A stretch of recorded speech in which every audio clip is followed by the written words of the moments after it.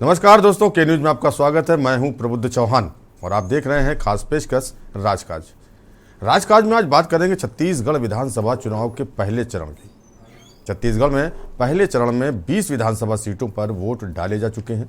इस चरण में सीएम भूपेश बघेल के 3 मंत्री और कांग्रेस के प्रदेश अध्यक्ष की साख दांव पर लगी है। वहीं पूर्व सीएम रमन सिंह समेत विपक्ष के कई दिग्गज नेताओं की अग्नि परीक्षा भी है। छत्तीसगढ़ विधानसभा चुनाव के पहले चरण के लिए वोटिंग हो चुकी है। पहले दौर की 20 विधानसभा सीटों पर 233 उम्मीदवार मैदान में हैं, जिनकी किस्मत का फैसला 40,78,681 मतदाताओं ने ईवीएम में कैद कर दिया है। पहले फेज में बघेल सरकार के 3 मंत्री और कांग्रेस के प्रदेश अध्यक्ष की साख भी दांव पर लगी है, तो पूर्व मुख्यमंत्री और बीजेपी के दिग्गज नेता डॉक्टर रमन सिंह सहित विपक्ष के कई दिग्गज नेताओं की अग्नि परीक्षा भी है। हाई प्रोफाइल इन सीटों पर कहीं दिग्गज नेताओं की प्रतिष्ठा दांव पर है, तो कहीं कांटे की टक्कर मानी जा रही है। छत्तीसगढ़ के पहले चरण में कांग्रेस और बीजेपी ही नहीं बल्कि दोनों ही पार्टियों के दिग्गज नेताओं की भी अग्नि परीक्षा है। पूर्व सीएम और बीजेपी के दिग्गज नेता रमन सिंह राजनांदगांव टी सीट से मैदान में है। ये सीट रमन सिंह की परंपरागत सीट मानी जाती है। साल 2008 से लगातार वो जीत दर्ज कर रहे हैं।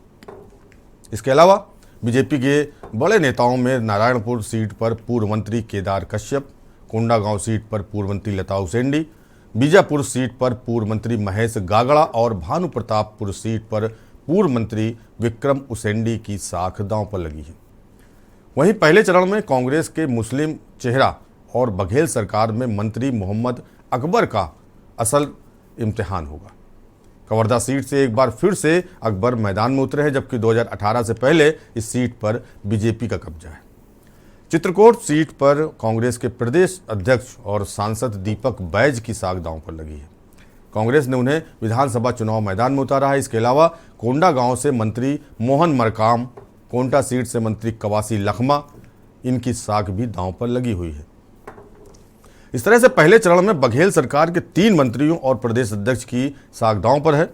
आपको ग्राफिक्स के माध्यम से दिखाते हैं किन सीटों पर कौन सा दिग्गज चुनाव मैदान में है और उनके सामने कौन कौन प्रत्याशी चुनाव लड़ रहा है। कवर्धा सीट, कवर्धा विधानसभा सीट पर सभी की निगाहें लगी हुई हैं। इस हाई प्रोफाइल सीट पर भूपेश बघेल सरकार में मंत्री और कांग्रेस के इकलौते मुस्लिम विधायक मोहम्मद अकबर चुनावी मैदान में है।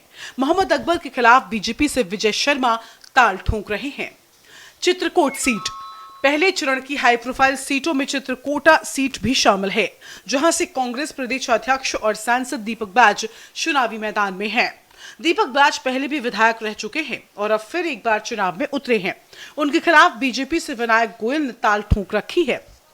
कोंडागांव सीट, पहले फेज की वीआईपी सीटों में कोंडागांव सीट भी शामिल है, जहां से कांग्रेस के आदिवासी चेहरे और बघेल सरकार में मंत्री मोहनलाल मरकाम मैदान में हैं।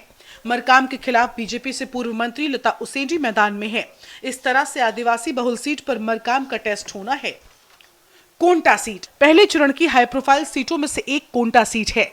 कोंटा सीट से कांग्रेस के दिग्गज नेता और भूपेश बघेल सरकार के मंत्री कवासी लखमा मैदान में हैं, जिनके खिलाफ बीजेपी से स्वयं मुका चुनाव लड़ रहे हैं। साल 1998 से लगातार 24 सालों से यहां पर कांग्रेस पार्टी का कब्जा है। राजनांदगांव, छत्तीसगढ़ की राजनांदगांव विधानसभा सीट से पूर्व मुख्यमंत्री डॉक्टर रमन सिंह ने एक बार फिर से ताल ठोंक रखी है। राजनांदगांव सीट से रमन सिंह हैट्रिक लगा चुके हैं और चौथी बार जीत दर्ज करने के लिए मैदान में उतरे हैं। रमन सिंह के खिलाफ कांग्रेस के दिग्गज नेता गिरीश देवांगन मैदान में हैं। नारायणपुर सीट, पहले चरण में बीजेपी के दिग्गज नेता और पूर्व मंत्री केदार कश्यप की किस्मत दांव पर है।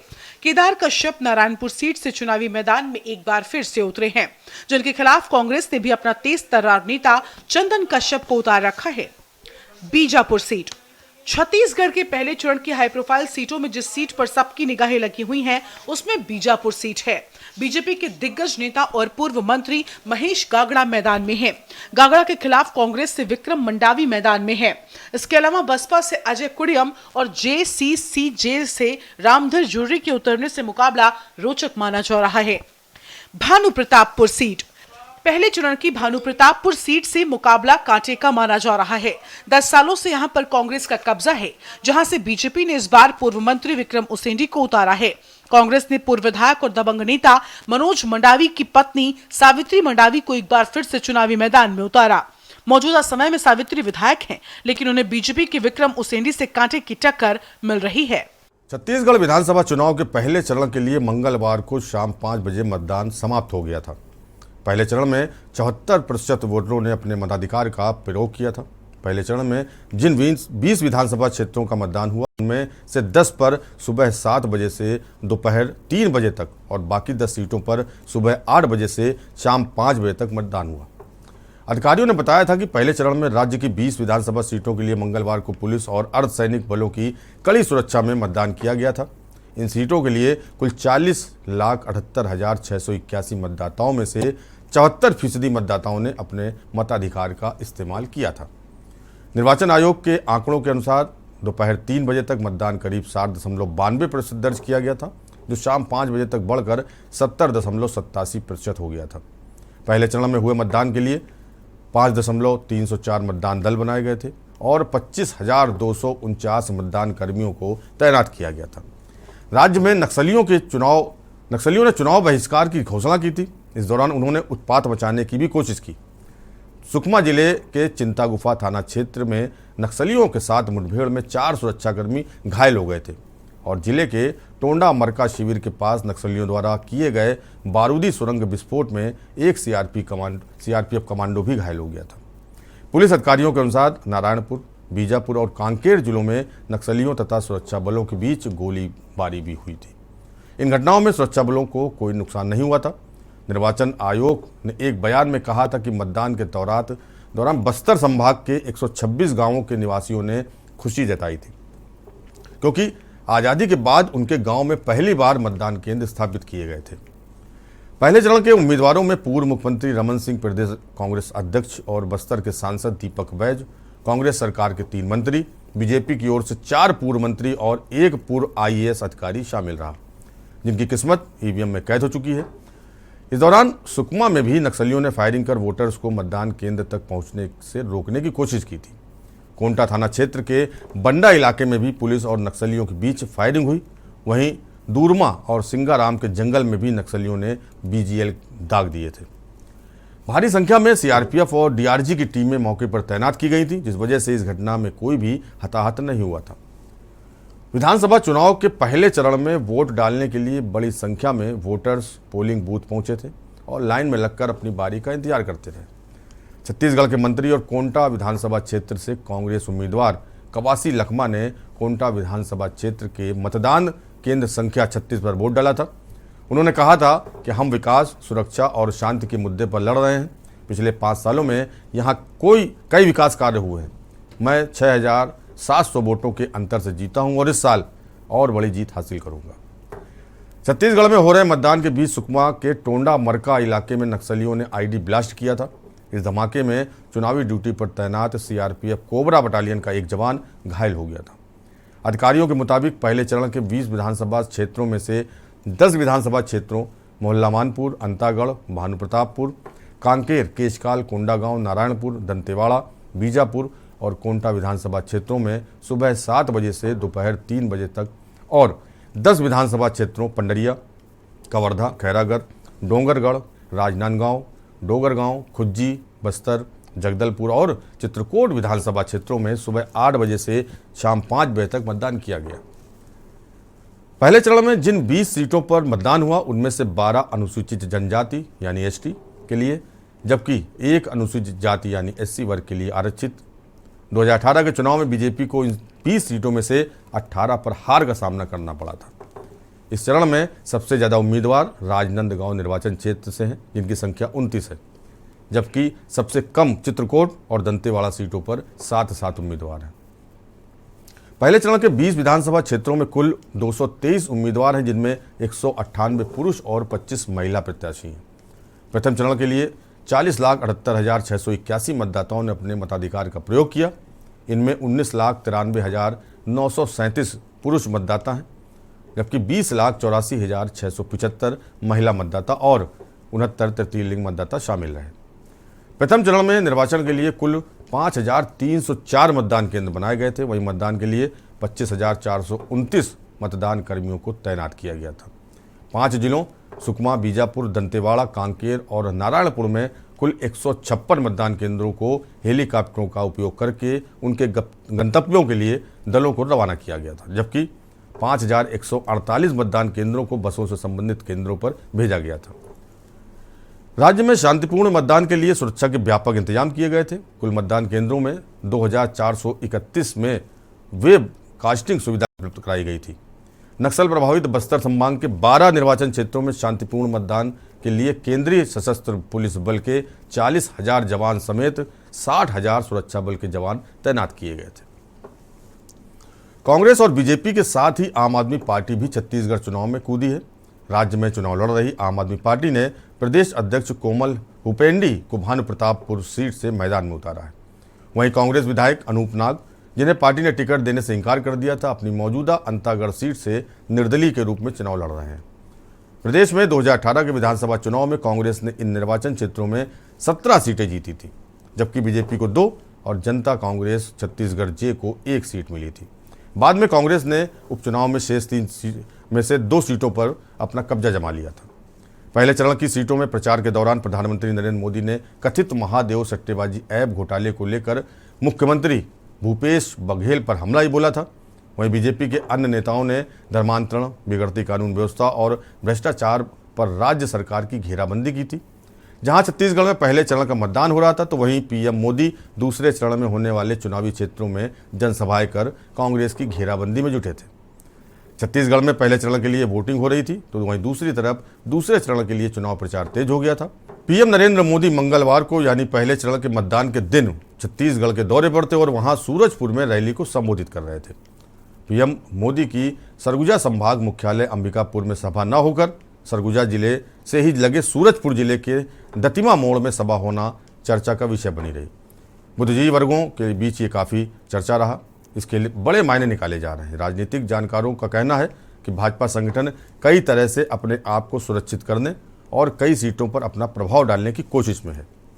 आपको बता दें कि भाजपा का शीर्ष नेतृत्व संभाग मुख्यालय अंबिकापुर छोड़कर प्रधानमंत्री की सभा सूरजपुर जिले के दतिमा मोड़ में कराने के लिए नई रणनीति पर काम कर रहा था। इस सभा को लेकर आगामी साल 2024 में होने वाले लोकसभा चुनाव को लेकर भी जोड़ कर देखा जा रहा है। कई अटकलें और कयास लगाए जा रहे हैं कि भाजपा आलाकमान लोकसभा चुनाव में किसी तरह की कोई कमी या कसर छोड़ना नहीं चाहती, इसीलिए इस सभा यहां कराई गई। क्या कुछ कहा था पीएम मोदी ने सूरजपुर में, सुनाते हैं आपको। महादेव के नाम पर भी घोटाला कर दिया। महादेव के नाम पर महादेव सट्टेबाजी घोटाले की चर्चा आज देश और विदेश में हो रही है। कांग्रेस ने अपनी तिजोरी भरने के लिए आपके बच्चों से सट्टेबाजी करवाई है। क्या इनको माफ करेंगे? क्या आपके बच्चों को बर्बाद करने वाला काम ऐसे लोगों को माफ करोगे आप? और ये सब किसके इशारे पर हुआ? किसके इशारे पर हुआ? किसके इशारे पर हुआ? उनको सजा मिलनी चाहिए कि नहीं मिलनी चाहिए? पहले सजा आप दोगे कि नहीं दोगे? कमल के निशान पर बटन दबा करके कड़ी से कड़ी सजा ऐसे लोगों को करनी है भाई। मुख्यमंत्री कार्यालय यहां सट्टेबाजों का अड्डा कैसे बना हुआ था? और ये कक्का आपका, सब लोग तो कहते हैं 30% कक्का, 30% कक्का, खुलेआम सट्टा। ये 30% कक्का खुलेआम सट्टा चला रहे थे। आज यहां के मुख्यमंत्री के करीबी जेल में बंद है। छापों में नोटों के बड़े बड़े ढेर मिल रहे हैं जी, सबूत के साथ। करोड़ों रुपए पकड़े जा रहे हैं। जो घोटाले का सबसे बड़ा आरोपी है वो टीवी पर आकर कह रहा है कि उसने मुख्यमंत्री को 500 करोड़ रुपए से ज्यादा रिश्वत दी है। अब आपको सबूत की जरूरत है क्या? देने वाला खुद कह रहा है रुपये मिल रहे हैं और फिर भी आपसे वो वोट मांग रहे हैं। शर्म नाम की चीज नहीं है इनको साफ करना पड़ेगा भाइयों, साफ करना पड़ेगा। करोगे? कोई भी सरकारी दफ्तर से बाहर निकलता है, पूछेगा तो यही कहता है 30% कक्का, तो आपका काम पक्का। एजेंट यही कह रहे भाई, पहला 30% कक्का, तो आप देखिए फिर काम पक्का। मेरे परिवारजनों, कांग्रेस ने तो यहाँ के किसानों को भी, भाई और बहनों, हम चाहते हैं कि प्रदेश का पैसा गांव में जाके खर्च हो। मोदी जी अदानी जी को पैसा देते हैं, अरबपतियों को पैसा देते हैं, उस पैसे को ले जाते हैं अमेरिका, ले जाते हैं जापान, ले जाते हैं, वहां पे घर खरीदते हैं, हवाई जहाज खरीदते हैं।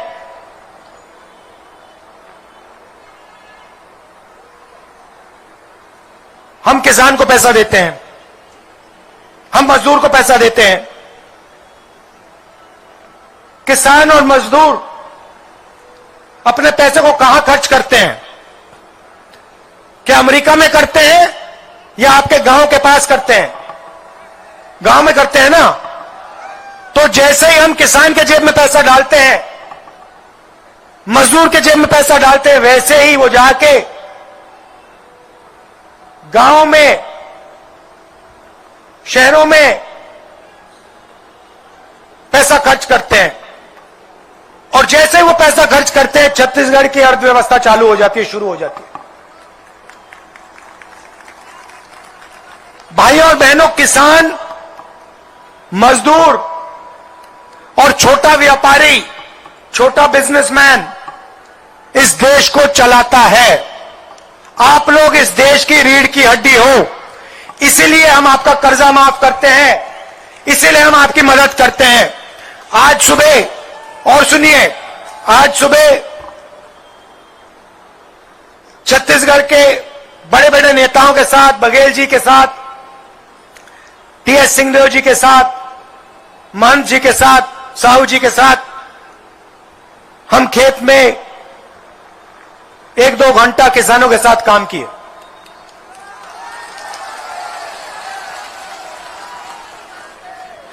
धान काटा और फिर किसानों से हमने बात की, मजदूरों से बात की।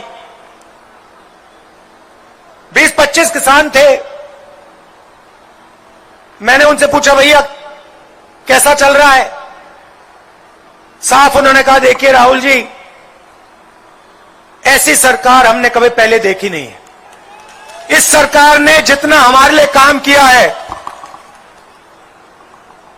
किसी और सरकार ने हमारे लिए काम नहीं किया। 2500 में कर्जा माफी में एक और चीज जोड़ देता हूं, 23,000 करोड़ रुपए किसान न्याय योजना में 26 लाख किसानों को इस सरकार ने दिया है। सीधा छत्तीसगढ़ के शहरों में, गांव में डायरेक्ट ये पैसा डाला है और इससे पूरे छत्तीसगढ़ को फायदा हुआ है, छोटे व्यापारियों को फायदा हुआ है। मगर जब मैं मजदूरों से बात कर रहा था तो मजदूरों ने मुझे एक बात कही, कहा कि देखिए राहुल जी, आप हमें 7,000 रुपए देते हैं, साल के 7,000 रुपए देते हैं, 5 लाख मजदूरों को इस सरकार ने फायदा पहुंचाया है। मगर आप एक काम कीजिए, आज सुबह हमें बताया, प्रेस वाले जाके उनसे मिल लीजिए, पूछ लीजिए। आज सुबह उन्होंने हमें बताया कि देखिए ये जो 7,000 रुपए ये थोड़ा कम है।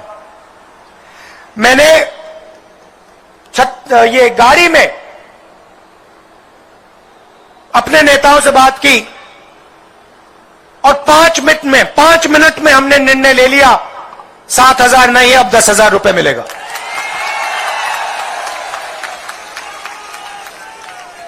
मतलब 10 मिनट नहीं, 5 मिनट में ऑर्डर दे दिया, भैया 7,000 नहीं, 10,000। क्यों? हम छत्तीसगढ़ के गांव में, कस्बों में, शहरों में पैसा डालना चाहते हैं। गरीबों की हम मदद करना चाहते हैं। इसलिए हम किसानों की मदद करते हैं, मजदूरों की मदद करते हैं, छोटे व्यापारियों की मदद करते हैं। यहां पे बहुत सारे छोटे व्यापारी हैं। आप अपना व्यापार चलाते हो, दुकानें चलाते हो। मैं आपसे पूछना चाहता हूं, जीएसटी से आपको कोई फायदा हुआ?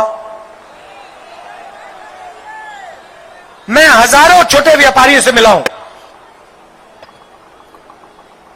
सबसे पूछता हूं मैं कि भैया बताइए, नरेंद्र मोदी जी ने जीएसटी की, नोटबंदी की, यह किसके लिए किया? इसका आपको कोई फायदा मिला? सारे के सारे कहते हैं नरेंद्र मोदी जी ने यह काम अदानी जैसे लोगों के लिए किया है, हमारे को इससे कोई फायदा नहीं मिला, हमें सिर्फ नुकसान है, नुकसान है, नुकसान है। इनकी योजनाएं देख लीजिए, जीएसटी, नोटबंदी, किसान बिल, सारी की सारी योजनाएं गरीबों को चोट लगाती हैं। सारी की सारी योजनाएं अदानी जी जैसे लोगों को फायदा पहुंचाते हैं। अदानी जी को देखिए, एयरपोर्ट उनके पास, बंबई का एयरपोर्ट उनका नहीं था। बंबई के एयरपोर्ट के मालिक पर सीबीआई की इंक्वायरी हो गई, ईडी की इंक्वायरी हो गई। 2 मिनट में उसने कहा भैया ये लो एयरपोर्ट, अदानी जी को हो गया एयरपोर्ट। बीजेपी नेताओं ने बड़े पैमाने पर रैलियां की और दावा किया कि पार्टी के चुनावी वादे मोदी की गारंटी है। वहीं कांग्रेस अध्यक्ष मल्लिकार्जुन खड़गे, राहुल गांधी, प्रियंका गांधी और मुख्यमंत्री भूपेश बघेल ने राज्य सरकार की कल्याणकारी योजनाओं को लेकर प्रचार किया और दावा किया था कि उन्होंने 2018 में किसानों, आदिवासियों, युवाओं और महिलाओं से किए गए वादों को पूरा किया है। छत्तीसगढ़ में 2018 के विधानसभा चुनाव में कांग्रेस ने 68 सीटें जीतकर सरकार बनाई थी। इस चुनाव में बीजेपी को 15 सीटों पर तथा जेसीसी-जे और बसपा को क्रमशः 5 और 2 सीटें मिली थी। कांग्रेस के विधायकों की संख्या वर्तमान में 71 है। अब आपको ग्राफिक्स के माध्यम से दिखाते हैं कि 17 नवंबर को दूसरे चरण में किन जिलों की किन किन सीटों पर मतदान होना है। इसके साथ ही चुनाव आयोग की क्या तैयारियां हैं।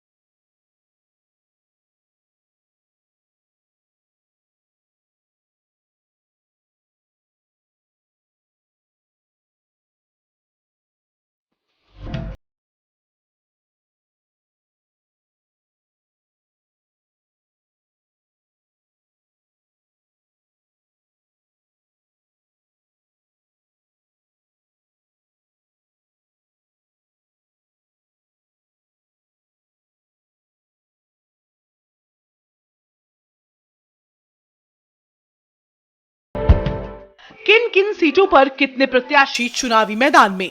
मंत्री उमेश पटेल के खरसिया विधानसभा में 8 प्रत्याशी, मंत्री शिव कुमार डहरिया के क्षेत्र आरंग में 11 प्रत्याशी, दुर्ग शहर विधानसभा सीट में 24 प्रत्याशी मैदान में, बिल्हा भाटापारा सीट में 23 प्रत्याशी मैदान में, रायपुर नगर दक्षिण बेलतरा विधानसभा में 22 प्रत्याशी, बिलासपुर में 21, महासमुंद जांजगीर चांपा कसडोल में 20 प्रत्याशी, रायगढ़ कोरबा में 19, धनसीवा रायपुर ग्रामीण बेमेतरा में 18 प्रत्याशी, भटगांव लोरमी में 17, सीतापुर वैशाली नगर में 16 प्रत्याशी, कोंटा मुंगेली अकलतरा जयजयपुर खुल्लारी कुरूद में 15 प्रत्याशी, कटघोरा तखतपुर रायपुर नगर उत्तर संजारी बालोद में 14 प्रत्याशी, प्रतापपुर सामरी अंबिकापुर मस्तूरी अभनपुर भिलईनगर गुंडरदेही में 13 प्रत्याशी, प्रेमनगर लुंड्रा धमतरी में 12 प्रत्याशी चुनावी मैदान में, रामानुजगंज जशपुर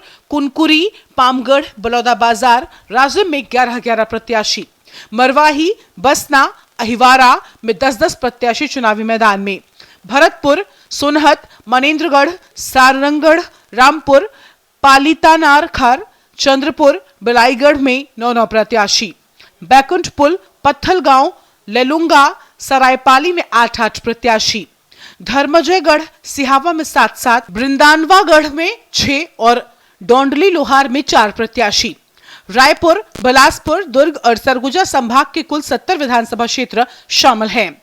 दूसरे चरण के लिए 1,63,14,469 मतदाता वोट डालेंगे, जिसमें 81,41,624 पुरुष 81,72,171 महिला मतदाता हैं। तो देखा आपने, छत्तीसगढ़ का पहले चरण का चुनाव संपन्न हो चुका है और अब 17 नवंबर को दूसरे चरण का मतदान होना है। राजकाज में फिलहाल इतना ही। देश और दुनिया की बाकी खबरें देखते रहिए न्यूज़ इंडिया और मुझे दीजिए इजाजत। नमस्कार। आप देख रहे हैं के न्यूज़, खबरों का सारथी।